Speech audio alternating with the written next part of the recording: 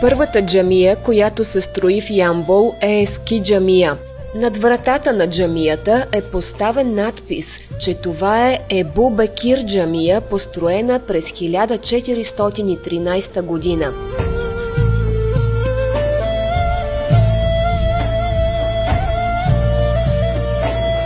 Големият пътешественик Евлия Челеби, минал през Ямбол през 1667 година, я описва подробно, като обръща внимание на ханефитски водоскок с 8 чучура за извършване на предмолитвено измиване. Водоскокът е разположен от северната страна на сградата. Отначало сградата на джамията била квадратна. В нея са вградени големи и малки мраморни камъни. Виждат се характерни средновековни архитектурни детайли.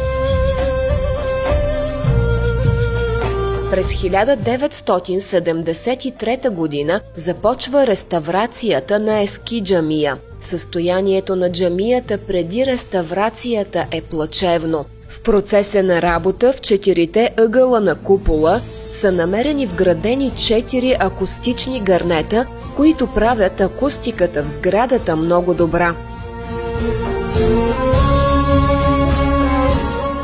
Минарето на джамията носи необичайни черти, квадратна форма и кръгла горна част. Това сочи сирийски и източно-анадолски стил на строителството.